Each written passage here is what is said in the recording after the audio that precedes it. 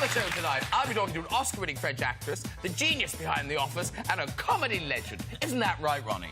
Yes, it is, Graham. And I'll be talking to the weatherman who said the fog will be choking and woking, it'll be dry and rye, cool and cool, but if you're living lissing down, take an umbrella. Let's start the show!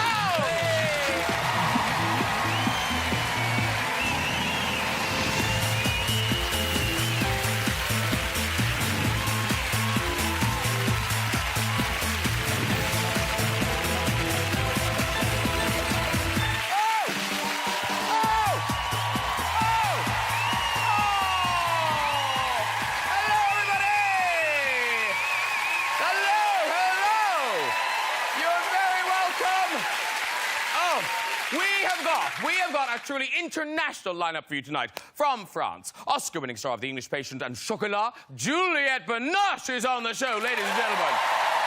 Yes. From Reading, England, creator and star of The Office and Extras, Ricky Gervais is here. From Bonnie, Scotland, comedy giant Ronnie Corbett is on our show. From the Emerald Isle, the brilliant Imelda is here. Hey! Oh. I tell you, ladies and gentlemen, I am so glad we managed to prize Ronnie away from the golf course. I mean, he's always out playing a few holes. He really is. Yeah. That's it. I don't know. I'll be talking to Ronnie about his film career. Yeah, as well as being a comedy legend, he's appeared in lots of films, including the 1962 classic Operation Snatch. I'm not making it up. Of course, Operation Snatch didn't have a double meaning in those days, nor did Ronnie's previous film, Fun at St. Fanny's.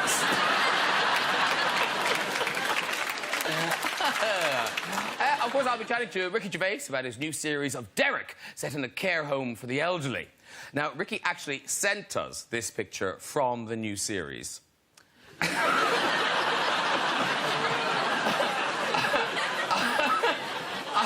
I believe that's what you call looking up old friends.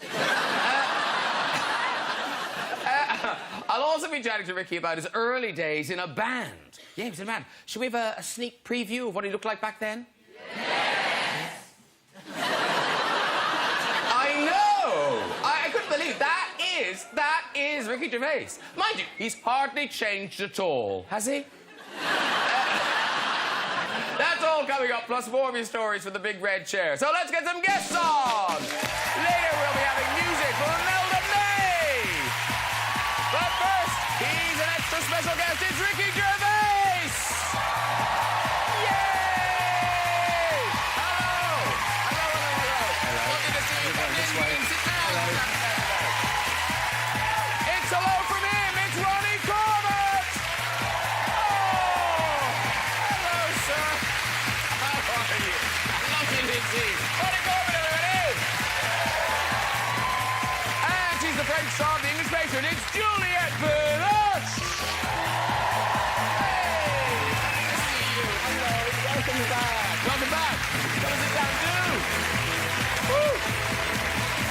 Hey! A very warm welcome to the three of you. Hello. Hello. Hello. Now, Ricky, those bath pics. You're still doing the bath pics. It's a hobby. Have you seen these bath pics before, either of you? Well, the idea is to look as awful and stupid and ugly as you can. Yeah. So, the bath is perfect, because not only have you got the thing that squashes your neck, because the things like that, but you've got the water that distorts your face as well. So it's a double whammy. I discovered this late in life. I'd have been doing these all my life, but... yeah. So these are some examples we've taken for your Twitter feed. Oh! That's him. That's it. How do you black out your teeth? Whatever's around. Maybe a soap thing, or the shampoo, bit of carton from something. Just anything, really. Here's more. Love it. That's a nice happy one. Let's do another. That one's terrifying. Have you ever been tempted to do this, Juliette? No, I didn't think you could do it, actually. Well done. Dear. Now, particularly nice to see Ronnie, because Ronnie has a habit, and this is a very peculiar habit, and I don't know if it says more about Ronnie or about the state of the nation, but you get trapped in toilets a lot. I do, that's right. No, seriously, he gets trapped in toilets. Yes, that's right. But posh toilets. Posh toilets. Yeah. One is the bathroom and the other one is the toilet. Is that the bath? You're stuck in the bath. Yeah, exactly. In the toilet. Yes, but he doesn't take pictures. Happily, he doesn't take pictures. Toilets, that's right. Toilets at Windsor Castle. Windsor Castle. Buckingham Palace. Buckingham Palace. Trapped there. You're not getting in through the window, and that's why you're trapped. Why are you getting trapped in the toilet? I just think they're unlucky with the latch. And Victor Spinetti, dear, his memorial service at St Paul's Covent Garden, I really was in trouble. I could not get out. And eventually I had to scream and shout, and somebody came and threw a screwdriver over the top of the door so I could take the lock off. Were you supposed to be doing a reading at his funeral? Yes, I was. I was out in time for the reading. Oh, you were out in time for the reading, yes, because that's bad. Slightly stressed, but I was out. Now, we are, of course, very happy to have Oscar winner on our sofa, Juliette Binoche. And because we knew you were coming, Juliette, the audience have been learning some French. Oh, wow. And they have a special greeting for you. You let me down. We worked at this. OK, on a count of 3. 1, 2, 3. Bonsoir, Madame Binoche. Nous vous souhaitons une bonne soirée. Hey! Well done! Yeah! And I'd like to thank a lady in the audience who taught us that. She's got a made-up French name, I can't remember it. Oh, sorry, no, it'll annoy me. What was it again? Anaïta. Anaïda. Ita. Anaïta. Anaïta. Is that a real name? Is it a real name? Never heard it before. You see? Hello, lady from France, never heard of it before. She made it up. She's on the run. And what's the weird story about you wanting to become a spy? Well, I had to make a film where I was a spy, and I was looking for a secret agent to talk to and understand. They're hard to find. They're hard to find. But I had an intuition, actually, because I heard a sort of a story from the neighbor. It was a little weird, but then I thought maybe I should go and knock at his door and then ask some questions. Because his wife also was a kind of investigator in journalism or something, and she was very talkative. He was not. But I knocked at the door, and then they invited me in, and we talked a little bit, and we saw each other again and again, like 2 or 3 times. And after a while, I got quite a lot of information. But I would put it to you that your neighbour was a very bad spy if he just told you everything. After you popped around for coffee. No torture, no nothing, just some biscuits. That's an easy one, isn't it? Although if I was a spy, I'd tell everyone. I'd go, you never guess what, I'm a spy. But he was retiring. He was retiring. But you're kind of known for you do learn how to do things. Like you did learn how to make chocolate for chocolat. Right. But those things, do you still know, or is it like you know in the moment and then you just? I don't know. You have, well, memory. I mean, it fades away a lot of things. Don't it though? Oh, we do. Yeah, I still know some stuff about chocolate. You know, don't heat it up too much, and you can mix it with, you know, butter, milk, and sugar, whatever. Now, Ricky, because Ricky acts. You do a lot of acting. Now, would you describe yourself in the same way? Are you very immersive? Are you a method actor? No. It's too much work. No. Too much work. It's too much. All that. Oh no. I just. What's the character? It's me. Same hair, so I'm not in makeup very long. You get this hair. You get this accent. I'm from Reading. I write that in. I'm from Reading. One of the first things I had was there was a scene, and it was me sitting down, and the door had to go, and I had to get up and answer it. Okay.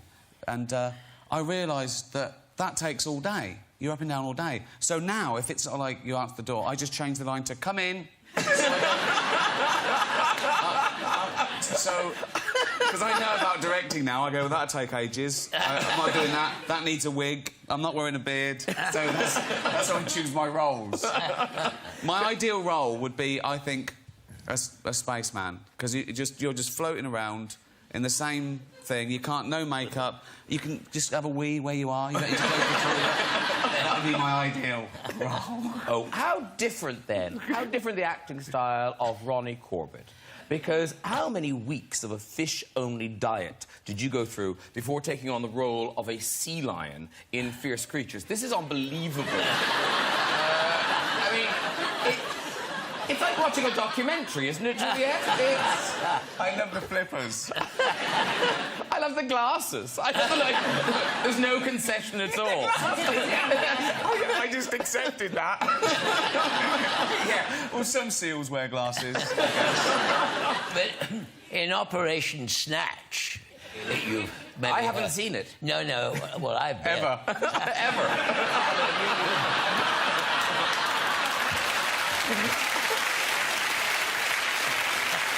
I'm not going to tell you about it. I'm not telling you about it. It was a war. It was a war film. No, it was... It wasn't a war film. Yes, it was. It was a war film. That's what I said. Yes. About Gibraltar. Yes. Because I was driving down Baker Street one day and a car overtook me and Terry Thomas flagged my car down and said, I've just had a wonderful idea because I'm doing a film about Gibraltar and the Barbary apes. And would you somebody's guessed already. Barbary apes. Would you ring up the director, Robert Day, and go and see him, you see?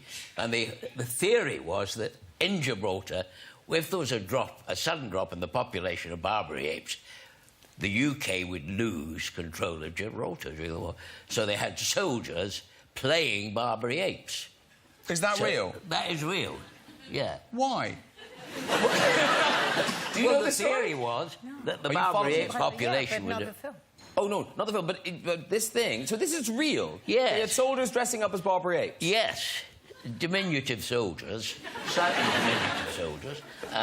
Yeah, absolutely. Hello. And so I did that. That was my But first... hold on, wait a minute. So, during the war, Yes. Gibraltar found soldiers to dress up as apes Yes. if there weren't enough apes. Yeah, that's right. Why did we need there to look like there was lots of apes? Because there was a spiritual theory existed that if Gibraltar wasn't peopled by enough Barbary apes, it won't take long. And so someone had to go along with it. This was a wind-up. This was a subject. What I like is that thing, you know, that classic scene, kind of, Dad, what did you do during the war? I don't know how to talk about it, son. I don't know how to talk about it. No, That's amazing. yeah. So you played a Barbary ape in that. But Yes, then there's a kind and of- a soldier, of And a course. soldier, of course. Yes, yes. But now there's an urban sort of myth that you are one of these apes in Stanley Kubrick's 2001... No, but funnily enough, he did ask to see me after I'd... He saw you in Gibraltar and thought, that's amazing. He saw me in Gibraltar. Who's that ape? That's not an ape, that's Mr. Corbett.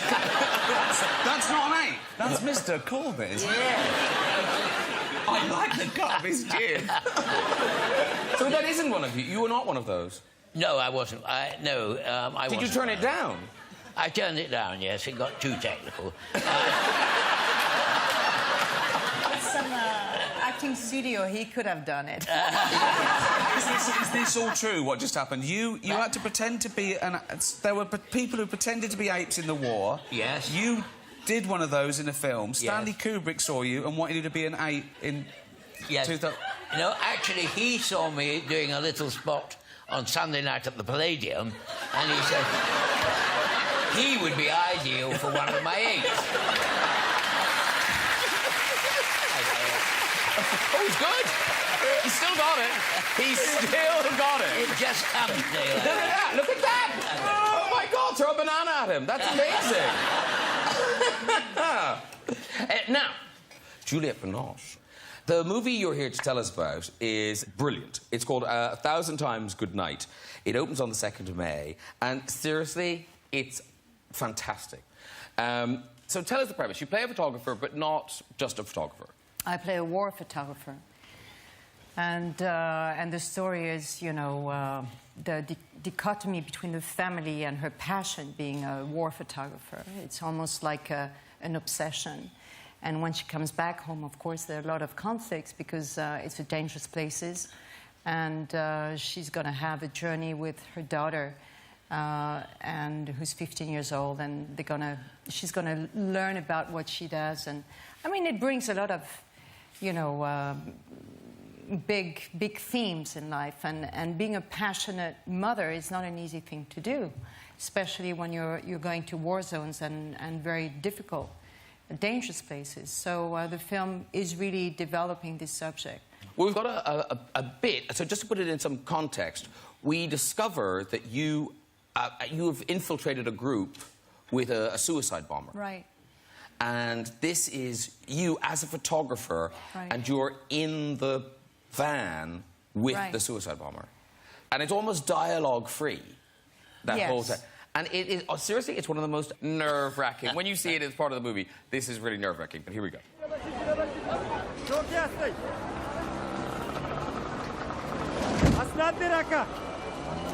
ID.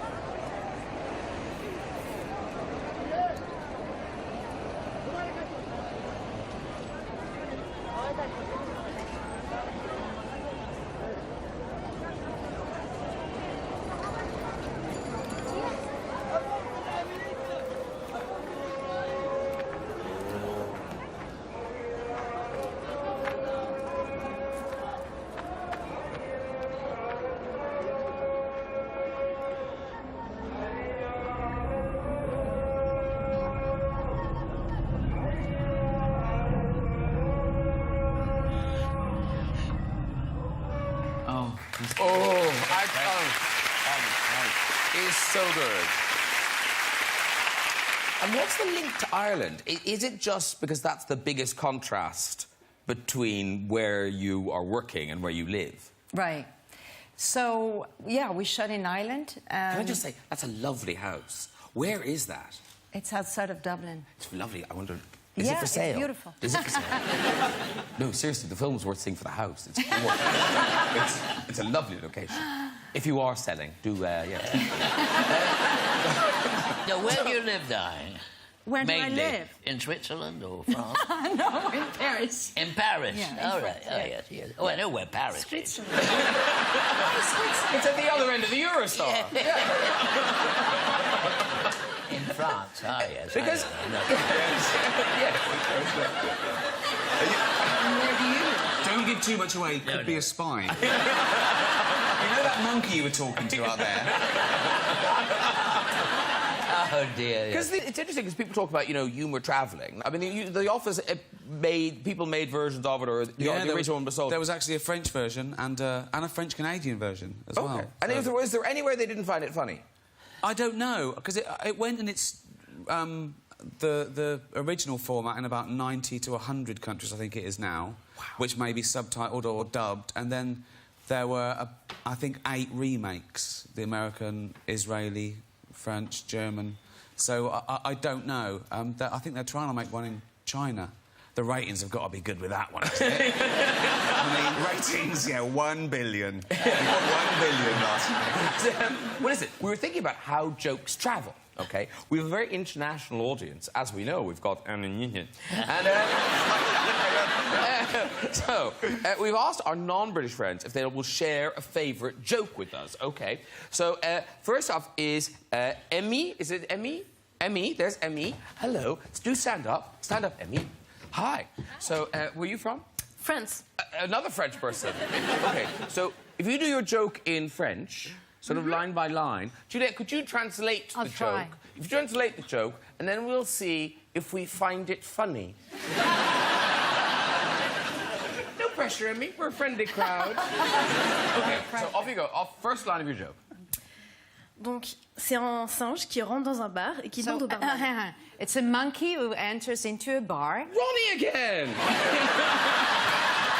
It's all about Ronnie. OK, so a monkey goes into a bar. Et il demande au barman. And he's asking the barman, Est-ce que vous avez des bananes? do you have bananas? I knew that one. I knew that. I knew that Non, on n'a pas de bananes. No, we don't have any banana. Le singe continue, est-ce que vous avez des bananes? The monkey continues to say, do you have banana? Non, on n'a pas de bananes. No, we don't have any banana. Est-ce que vous avez des bananes? Come on, do you have banana? Donc là, il s'énerve et il fait, écoutez, si vous continuez à me demander si j'ai des bananes, je vous cloue la langue contre le mur. Oh, my God. Listen, if you still keep saying that you're asking for banana, I hammer your tongue on the wall with I hammer a nail under your tongue. Is that the punchline? Oh, okay. Juliette found it very funny. I thought maybe that's the end of the French joke. Stories because I always laugh before it ends. But so, what's... Okay, so, yeah. Et le singe demande, est-ce que vous avez des clous? The monkey asks, do you have nails? Non. No. Est-ce que vous avez des bananes? Do you have bananas? Is that the end? You know?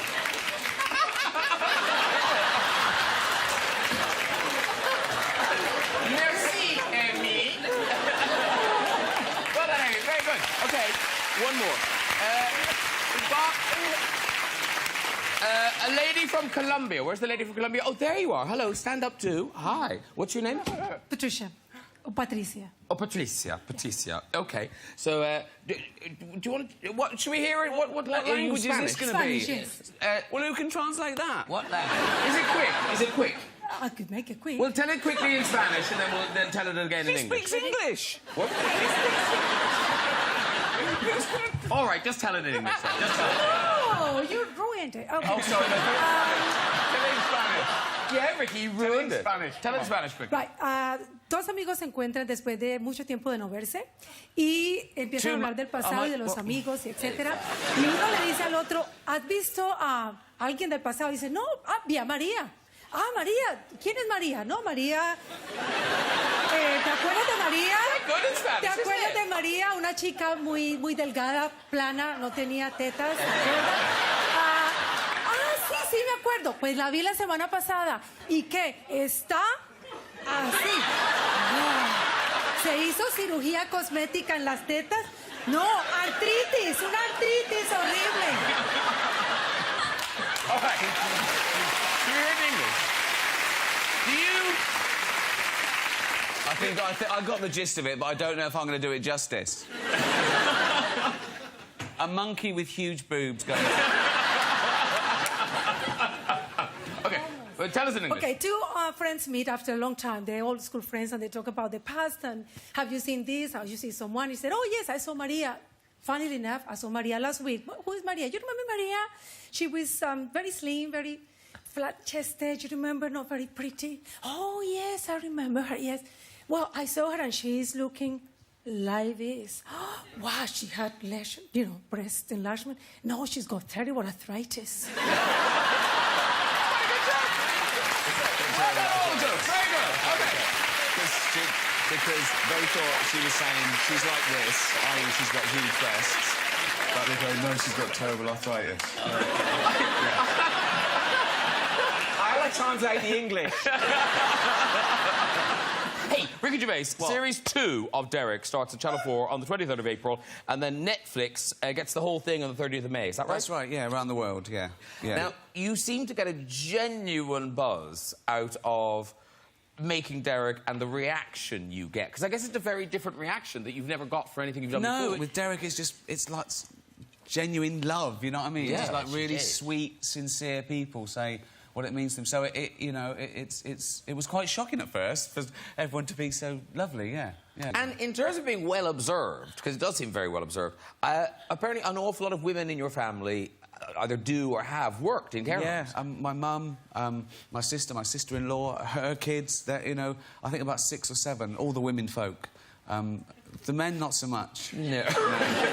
But all the women folk, I've got like 35 years of anecdotes from either care homes, just old people or Alzheimer's homes. So, it was. I like to write about what I know. And obviously there's loads of old people in it. So what's the balance of kind of actors and just regular old people? Well, you can be an actor and an old person. You can be both. I hope to be one day. I hope to be old and an actor. No, some of them really are in care homes. Yeah, some of them in retirement homes. There's one in actors' retirement home. Yeah, Brinsworth, of course. Yeah, she's in one in London. Oh, you know them all. I know them all. And we've got one along the road from us that is just being refurbished. Oh, you do... And Anne and I went along a fortnight ago, say a few words and start the digging of the new area, you know. Yes. And What, graves? Not already. No. That's a bit... A new building. Oh, give me a hug. Not long. Not long for you. You're first. And the manager of the home had said to the lady, "Oh, we've got little Ronnie coming with his wife." And oh, she said, "I don't like him. I like the other one." So he sent her to Brighton for the day. Oh, God. And when you're writing the scripts, do you ever kind of go, actually, I cannot ask a very old lady to say that? Sometimes in the writer's room you're brave. You're very brave in your writing. Then you think, well, I've got to ask them to say that line now. But I usually pluck up courage, and they're great. They're wicked. They're brilliant. Right. They're But absolutely that brilliant. picture you showed us, did that actress know that Kevin was looking up her? Of course. Oh, of course. It's a scene that he's a pervert, so he says... they start the aerobics, and he slides off his chair, and he goes, "I fucking love Wednesdays." He kept laughing, because the actor, who's lovely, David, knows how absurd it is, so, you know, he's in character, but then he goes, "This is ridiculous," and they all start laughing. But they're honestly, there's not one of them that's ever said, "Oh, I can't say that." They know it's a joke, and they're brilliant. Let's have a look at a clip from Derek. This is a sort of... it's a kind of you as Derek on a quest to find love. Yes, we get Derek internet dating in this series. All right. Right. I'm stressed. My dad's taking Tom's nan out on a date. Why have you not ever tried dating before? No. Get yourself an internet dating profile. Put your picture up. Sweetheartsonline.com. Sorry, your inbox is empty. It's always going to be empty. No one wants to go out with me. You'll be all right, mate. Believe it or not, I used to think I'd never make anything of my life. You've got a date? What, off the website? Yeah. Shall I book a restaurant? Yeah? Cuisse de grenouille. Yeah. The starter, it's frog's legs. Legs off a real frog? Sure. What about the frogs, what legs you took off? Are they disabled now? The frog is dead. I looked at Toad once. It's horrible.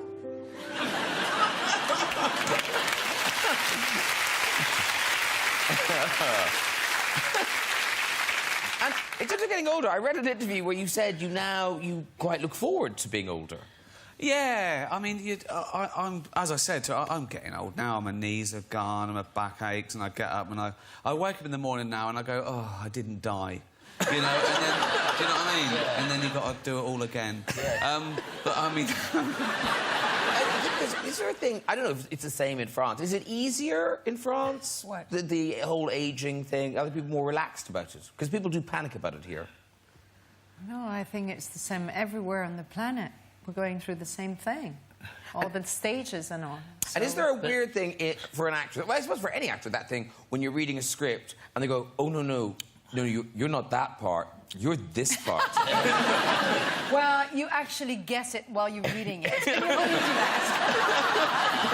Now, one of the things I loved Ronnie in was Sorry. In sitcom. Sorry. Because in that, now, so you still lived at home. Yes. What is the age difference between you and Barbara Lott? Well, Barbara, I suppose, was maybe... I don't know how old I was then. Was I about 50 then? Or 47, I don't know. Barbara was perhaps 72. But... No, I think she was only 10 years older than you. Oh, was she? Will you tell me what to say?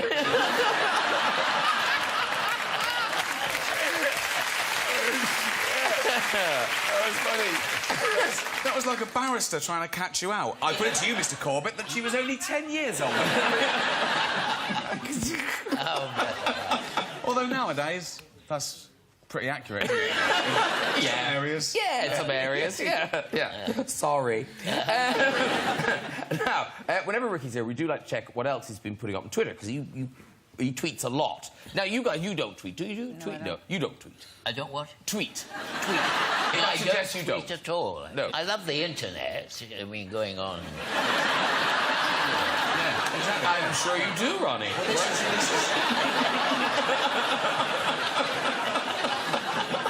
Men who like to be monkeys. .com. There'll be one. There will be one. If you were to put that in, you'd find something horrendous. With a picture of Ronnie. So, one of the things that Ricky's been put up recently is that thing. They call it ad fail, but it's basically when the layout in a newspaper is unfortunate. You know, where they put one article beside another article, and obviously nobody looked at the two articles together. Yeah. So this is one you tweeted. I think it's a Canadian paper. Yeah. This one. Data sees NS at forefront of obesity trend beside pancakes.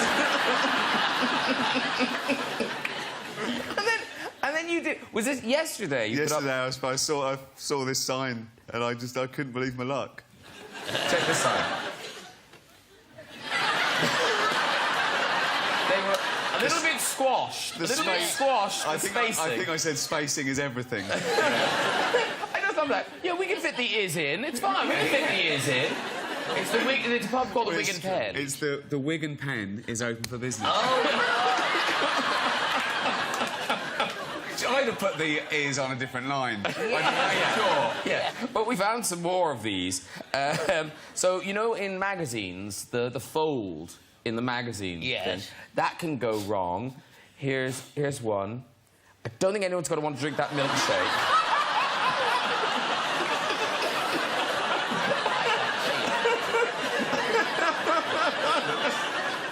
Looks like cheese.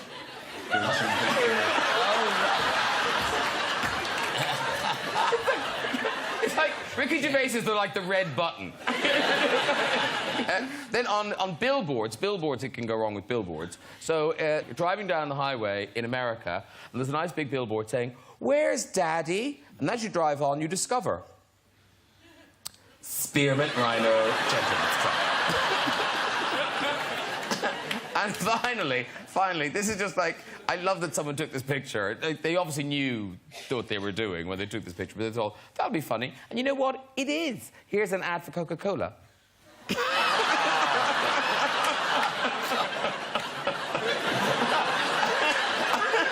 Well, not all the ad fails. Very good. Okay. Ladies and gentlemen, it's music time. I adore this lady, adore her. She's a huge star in her native Ireland and now making big inroads here and in the States. Singing her new single, It's Good to Be Alive. Please welcome Imelda May!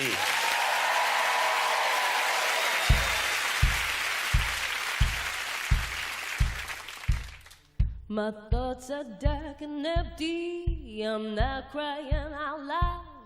Don't know what am I asking for if an answer can't be found. The loneliness is killing, though there's someone in my bed.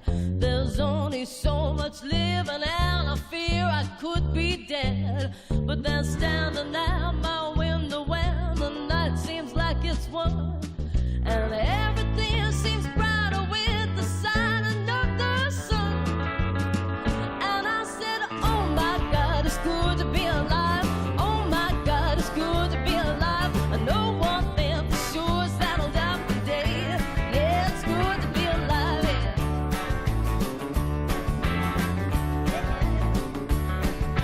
Lying in my bedroom, my eyes are wide awake. My body's tired and giving up, oh, for heaven's sake. Won't you please send me a little sleep to ease my worried mind? I'm losing rationality that I won't know how to find. But then standing at my window when the night seems like it's one, and everything seems brighter with the sign of the sun.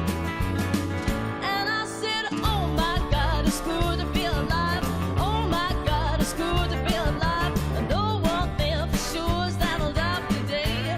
Yeah, it's good to be alive, yeah.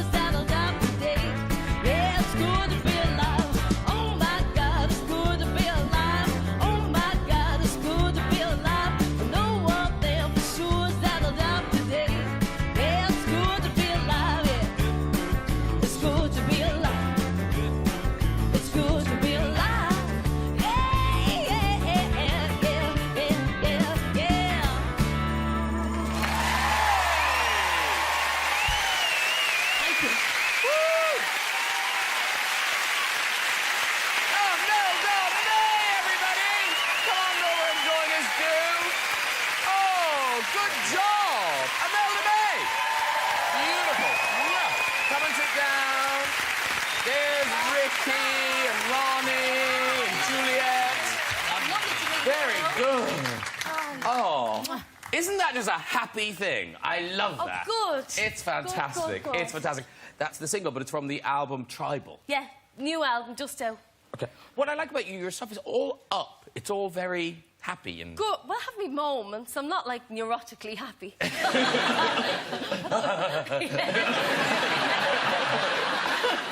so I'll have me moments, and then, yes, but mostly I like writing happy songs because it's great at the gigs when you're gigging it, and you have to gig it for a few years. You have fun with it and So fun you with the wrote crowd. that one? Well, yeah, I You write did? my own songs, Oh, yeah. gosh, lovely. Yeah. Oh, just do the whole thing. But tell us about this now. So, the last time you were here, you didn't have a baby, but now you have a baby. Yes, I do. How old... That's how it works. Yeah. You can still... At some point, you don't have a baby. Yeah, but you can still not have a baby. I probably wouldn't be talking about it. You can, but if you've got a baby, there was a point when you didn't have one. Yeah, but that was when she was last year. She didn't have it. But Imelda, how old is it? It's a girl you have, isn't it? Violet. Violet. How Violet old is Violet? Kathleen. She's a year and a half. A year and a half. But now she is talking now. Oh, yap, but she takes after her. Yeah. Yeah, But there she are talks some a lot. there are some language issues. Oh, the A language issue. I said something once in front of her. Just once, and I thought, oh, she didn't notice that. And then we were walking along a hotel corridor, and I had her on my hip, and she's so pretty and gorgeous and sweet. And a guy was walking along with me, and came along beside me and said, hi. And I said, hello. And he went, liking the hair. And I went, oh, thank you. Liking the outfit. Oh, yeah, thanks. And then he said, you're doing an Imelda May thing there. And I said, yeah, I get that. And, and just as we got to the lift, he said, are you getting on? And I said, oh, no, I'm waiting on the... No. And I just before the doors closed, he was going, cute baby, you know. He just got into the lift, he stood there smiling at us, and just before the lifts closed, she just looked at him like that and looked at me and just went, asshole!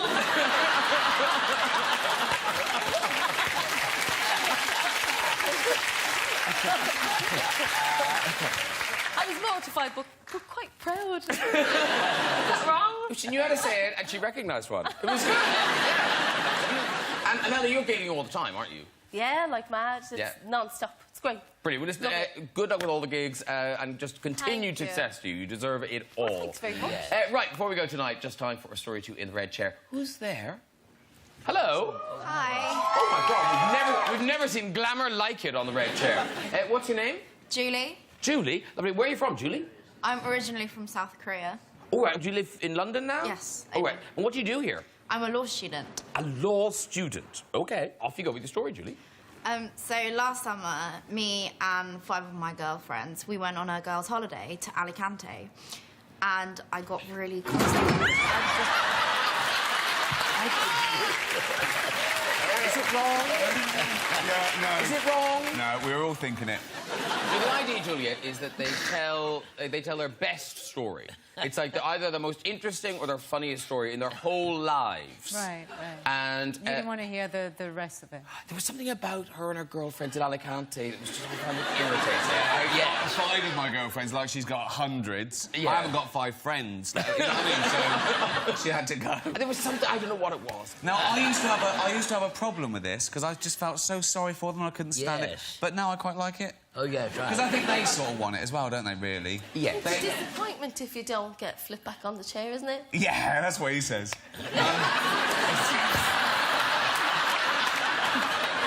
They'd be upset if I didn't. Yeah. Where do they go, Graham? Where do they go?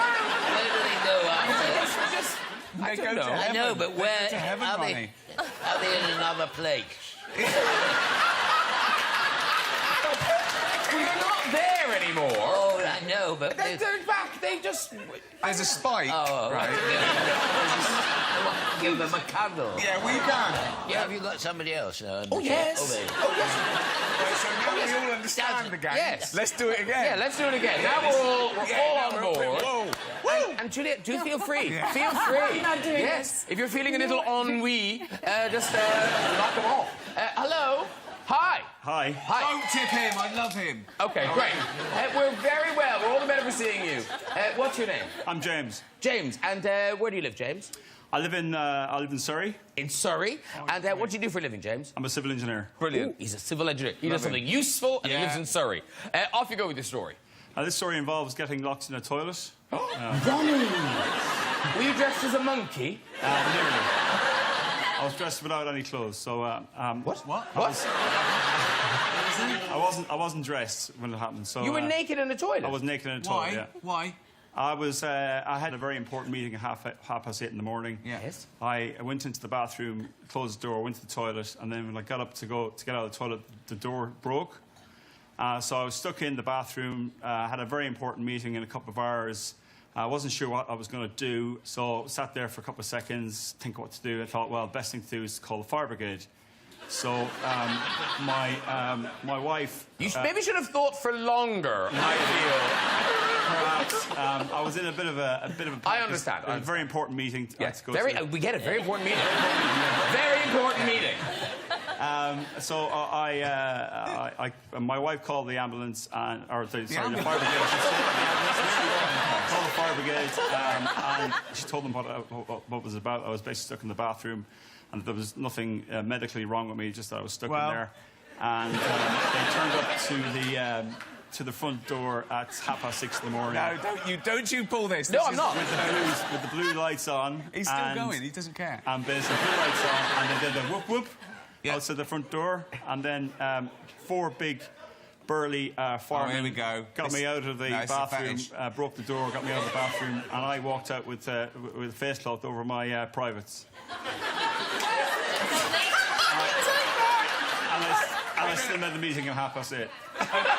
The very important meeting. Oh, my God. I can't believe we sat through that whole thing. I know. Well done, everyone. If you'd like to join us on the show, let us know it's a big great show. You can contact us on our website via this address. Thank you to my lovely guests tonight. Imelda May, everybody. Ricky Gervais. Ronnie Corbett. Thank you. And Juliette Binoche. Join me next week with comic actor Seth Rogen, episode star Matt LeBlanc, and Hollywood heartthrob Zac Efron. I'll see you then. Good night, everyone. Bye-bye.